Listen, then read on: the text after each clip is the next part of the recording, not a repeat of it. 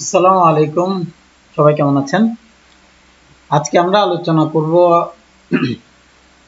অনেক আসলে এটাকে কি বলে, ভালো একটা শেয়ার, যে শেয়ারটা নিয়ে অনেক আলোচনাও হয়, সিটি ব্যাংক। যাই হোক, ব্যাংকের ভেতরে বেশ রেপুটেড একটা কোম্পানি, স্টক বলতে পারেন। এবং লাস্ট যে যখন ফ্লোর প্রাইস উঠাই দিল, তারপরে মোটামুটি বেশ ড্রপ করে আবার উপরে ওঠার চেষ্টা করেছিল, কিন্তু অনেকটুকু যেতে না পারার কারণে পরে ড্রপ করেছে। আচ্ছা, এখানে আমি যে দাগগুলো দিয়েছি এগুলো নিয়ে একটু আলোচনা করি।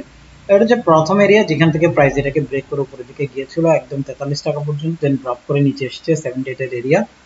দেন এই এরিয়াটাকে সে টাচ করে উপরে ওঠার সর্বোচ্চ চেষ্টা সে করেছিল, এবং প্রিভিয়াস যতগুলো ব্রেকিং এরিয়া ছিল সেগুলো সে ব্রেক করে স্টে করে দেন এখানে এসে ফ্লোর প্রাইস ছিল বেশ কয়েকদিন, তারপরে প্রাইস আবার ড্রপ করে নিচের দিকে উঠে এখন আবার নতুন করে একটা প্রাইস হাই করেছে। এখন ফ্যাক্টর হচ্ছে আমাদের জন্য আসলে বায়াসের জন্য কোন এরিয়াগুলো দেখা উচিত সেগুলো নিয়ে যদি আলোচনা করতে হয়, তাহলে আমি কিছু জিনিসকে ইগনোর করব, যে জিনিসগুলো নিয়ে আমি বারবারই বলি যে আসলে এই জিনিসগুলো আমাদের ফ্যাক্টর হিসেবে কাজ করা উচিত বা উচিত না।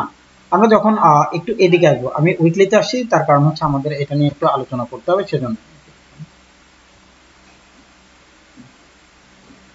প্রথম আলোচনাটা হচ্ছে আমাদের প্রাইস যখন এটাকে ব্রেক করে তখন ডেট ছিল এই জায়গায়, সেটা ছিল, আমরা একটু যদি দেখি প্রাইসটা হচ্ছে, এটা হচ্ছে 4 তারিখের প্রাইস। আমি 4 তারিখের যতগুলো প্রাইস আছে যেখান থেকে প্রাইস বাই মুভের দিকে গিয়েছে সবগুলোকে আসলে ইগনোর করি। তো আমাকে এর আগে দেখতে হয় প্রাইস আসলে কোথা থেকে মূলত মুভমেন্ট করেছিল। এখানে আমরা দেখতে পাচ্ছি এটা ফেব্রুয়ারি মার্চের এরিয়া।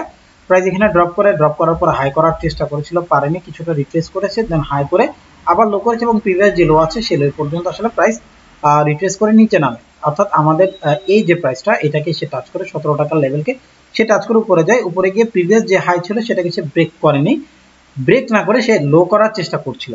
সো আমি এখন পর্যন্ত আসলে এটার এই প্রাইসটাকে ইগনোর করব, এই যে অংশটা এই অংশটাকে ইগনোর করে আমি ফার্স্ট আমাদের বাইং প্রাইস হিসেবে এটার নিচের যে এরিয়াগুলো আছে সেগুলোকে মার্ক আউট করি। তো আমার জন্য প্রথম প্রাইস পয়েন্ট হয় এইটা, প্রাইস এখানে আসবে, এখানে আসার পরে সে যদি ডাব্লিউ প্যাটার্ন করে ডেইলিতে গিয়ে, জাস্ট আমি এখন যেটা বুঝতে চাচ্ছি সেটা হচ্ছে এটা আসবো। প্রাইস প্রথমে কি করেছিল সেটার দিকে একটু দেখি। প্রাইস এখানে ড্রপ করে একটা বাই মোডে যায়, কিন্তু প্রিভিয়াস যে হাই ছিল সেটাকে সে ব্রেক করতে পারেনি, লো করেছে, লো করে হাই করে দেন নিচে একটা লো করে প্রিভিয়াস যে লো ছিল সেটাকে সে ব্রেক করতে না পারার কারণে সে আবার ড্রপ করে নিচের এই লোটাকে সে ব্রেক করে, এবং আমাদের লাস্ট হাই হয়ে যায় এটাকে সে ব্রেক করে রিটেস্ট করে এখানে আসে। তো আমাদের এই যে এরিয়াটা এটা হচ্ছে 4 তারিখের যে জোন, সরি 4 তারিখ বলছি, আমি ভুল বলছি, সরি, আমাদের এই এরিয়াটা হচ্ছে জুলাই মাসে।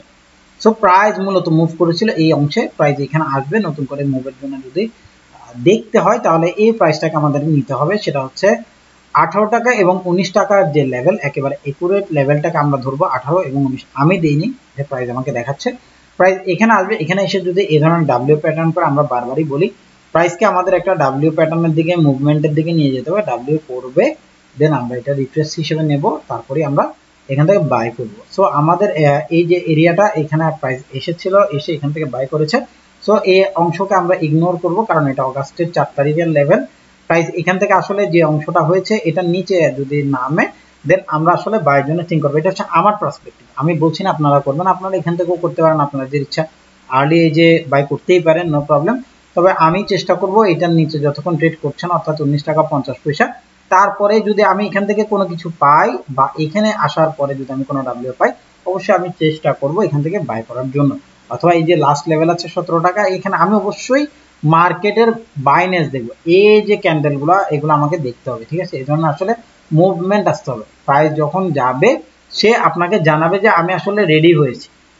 যতক্ষণ জানাচ্ছে না ততক্ষণ হুটহাট বাই করার কোনো দরকার নেই। অনেকেই আছে মার্কেট প্রাইস পয়েন্টে ঢুকছে, অর্থাৎ এখানে টাচ করেছে 19 টাকা, দাম বাই না করার দরকার নেই। প্রাইস একদিন দেবে, তারপরের দিন আবার ড্রপ করবে, প্রাইস আবার এখান থেকে বাই দেখাবে। বায়ার তো ক্রিয়েট করতে হবে, বায়ার যদি ক্রিয়েট না করে, এখানে যারা এতদিন ধরে সেল করেছিল, সরি বাই করেছিল, ওদেরকে আসলে বের করবে কিভাবে? ব্যাপারটা হচ্ছে এটা, ঠিক আছে? অর্থাৎ প্রাইস যখন এইসব এরিয়াতে আসবে, উপর থেকে যারা বাই করেছে মূলত তারা এখান থেকে বের হয়ে যাবে। এই যে এখান থেকে যারা বাই করেছে, এখান থেকে এখানে এটা সেল হচ্ছে কেন? কারণ এখানে কেউ না কেউ বাই করছে, তাই, ঠিক আছে? সো এই জিনিসগুলো আপনাদেরকে বুঝতে হবে।